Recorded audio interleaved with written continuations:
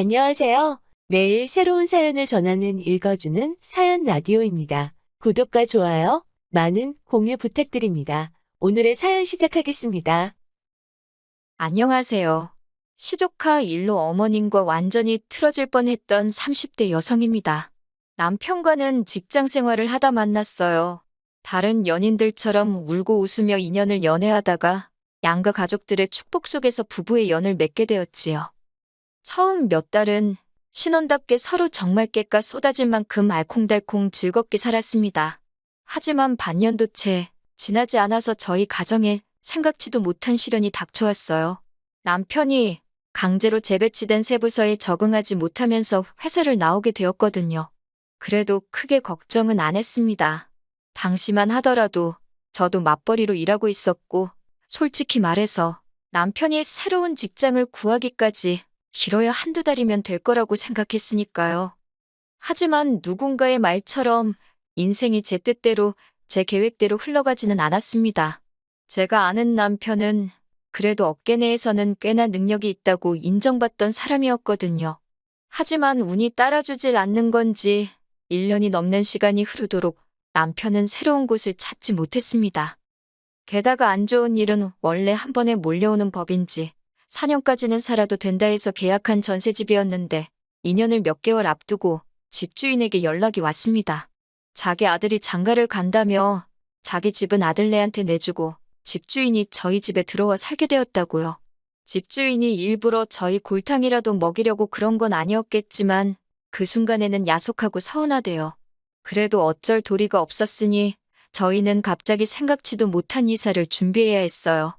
원래대로라면 돌려받을 전세 보증금으로 새로운 전세집을 구했어야 했지만 남편 직장이 정해지지 않은 상황이다 보니 보증금 중 얼마 정도는 현찰로 가지고 있는 편이 낫지 않겠나 그런 생각이 들더라고요. 그렇다 보니 원래 살던 집보다 못한 매물을 자꾸 뒤적이게 되었는데 소위 성에 차는 집을 찾기가 어려웠어요. 배가 덜 고팠다고 그러실 수도 있겠지만 그래도 눈에 차지 않는 집은 들어가기가 싫었고요. 결국 보다 못한 친정부모님이 경제적으로 도와주겠다 하셨지만 갚을 수 있을지 없을지도 감이 오질 않아서 거절했습니다. 그러다가 급기야 남편 입에서 당분간 시부모님 댁에 들어가서 사는 건 어떻겠냐는 이야기가 나왔지요. 그 말을 듣자마자 전 싫다고 했습니다. 생각하고 말고 할 것도 없이 싫다고 딱 잘라서 말했어요. 솔직히 말해서 처음부터 시부모님하고 같이 살기 시작했다면 모를까 남편과 둘이서 제 살림 꾸려가며 재밌게 살다가 갑자기 시집살이를 한다 생각하니 눈앞이 깜깜했으니까요. 남편은 어머님은 시집살이 같은 거 시킬 뿐이 아니라고 그런 걱정은 안 해도 된다며 어떻게든 저를 달래려 들었지만 눈치도 없는 남편이 꼴보기 싫을 뿐이었지요. 하지만 결론부터 이야기하자면 저희는 결국 시댁에 들어가 살게 되었습니다. 당장 시댁에 들어가면 적어도 천천히 집은 고를 수 있지 않겠냐는 게 남편의 의견에 제가 넘어갔거든요. 당장 신혼살림으로 사왔던 혼수는 어디다 보관할 거냐는 남편의 현실적인 한마디도 영향을 미쳤고요. 여러 가지 측면에서 제가 그냥 무작정 싫다고 고집을 피울 수 있는 상황이 아니었어요. 시댁으로 들어간 이후로 저와 어머님만 놓고 이야기하자면 그럭저럭 잘 지냈다고 생각합니다. 아무래도 제가 회사를 다니다 보니 어머님과 단둘이 있는 시간이 많지 않았던 게 한몫했지요. 하지만 신우가 시댁 가까이로 오면서 어머님과 제 사이에도 생각지 못한 변화가 생기고 말았네요. 제가 남편과 결혼하던 당시만 하더라도 남편의 누나인 신우는 부부가 함께 지방에서 호프집을 하며 딸 하나를 키우고 있었어요. 신우의 딸, 그러니까 시조카는 어머님에게는 하나뿐인 외손녀였고 그래서인지 정말 예뻐하시더라고요. 사실 어머님뿐만 아니라 남편도 자기 조카를 정말 아꼈습니다. 실직 전에는 틈틈이 자기 용돈으로 조카 선물이라고 인형이며 장난감이며 오시며 거짓말 조금 보태서 핑크색만 좀 섞여 있다 하면 죄다 시조카가 좋아하겠다며 선물로 한 보따리 사서 보내주기도 했고요.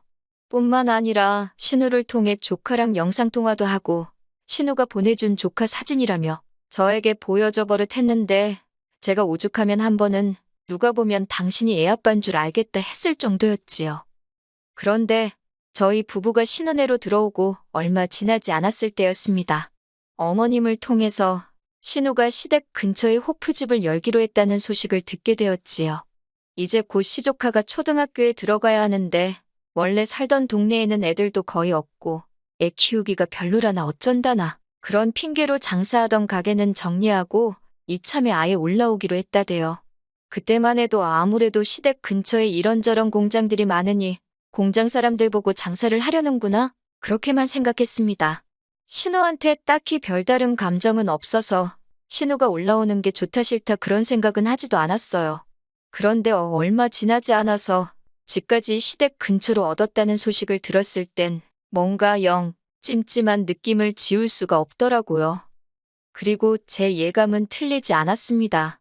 호프집 오픈을 일주일 앞둔 어느 날 신우와 신우 남편이 시조카를 데리고 시댁에 왔더라고요. 어머님이 과일을 깎아주시는데 신우가 어머님더러 하지 말라면서 저를 쳐다보대요. 그러더니 이런 건 며느리가 해야 하는 일 아니냐입니다. 과일 깎는 게 뭐 얼마나 어려운 일도 아니고 제가 해도 됩니다.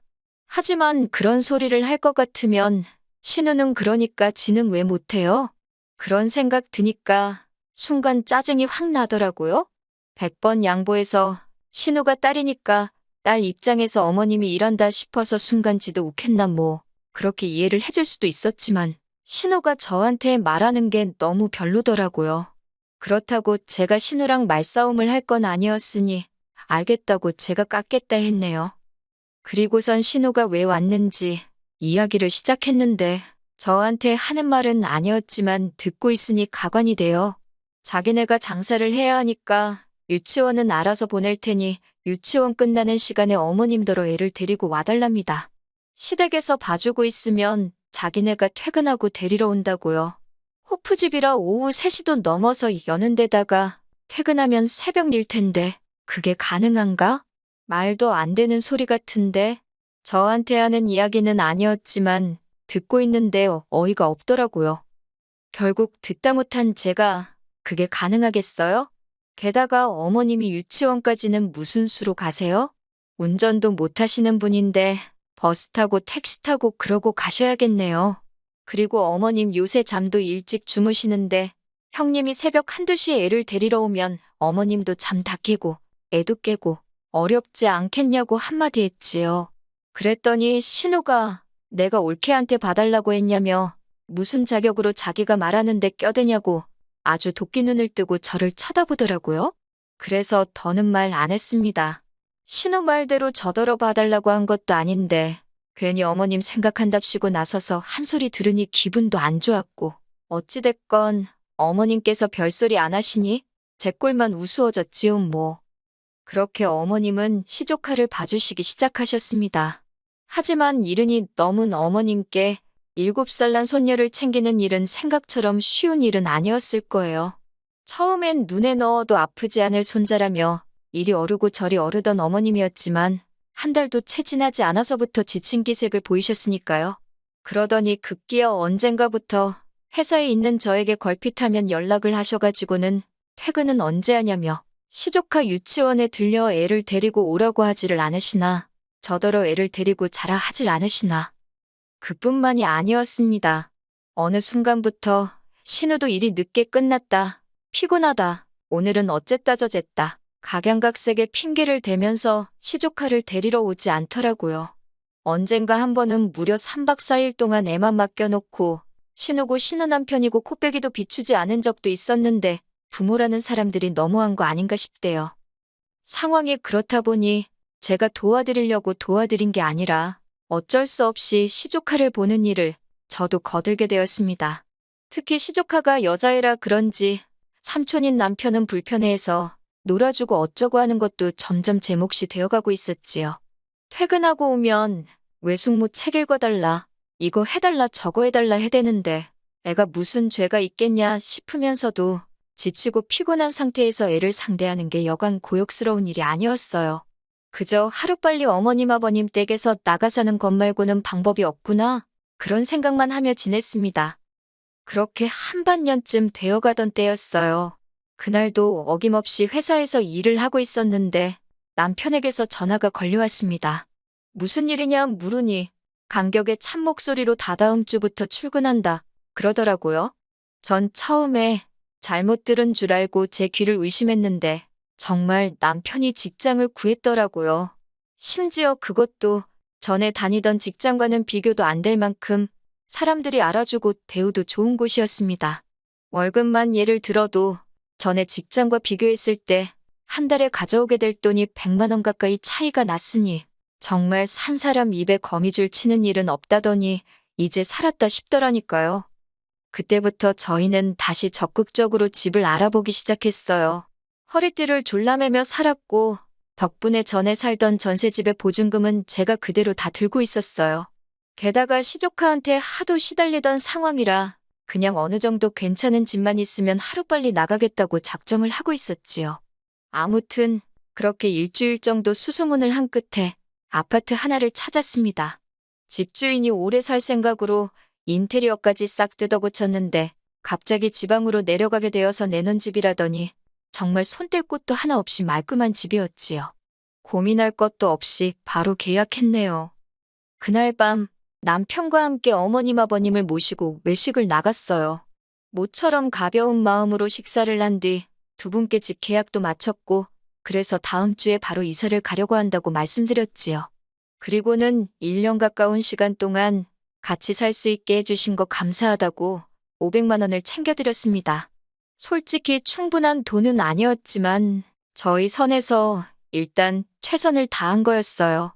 아무튼 너무 갑작스럽게 말씀드려서 죄송하다 했지만 솔직히 저는 두 분 다 저희만큼이나 좋아하실 줄 알았습니다.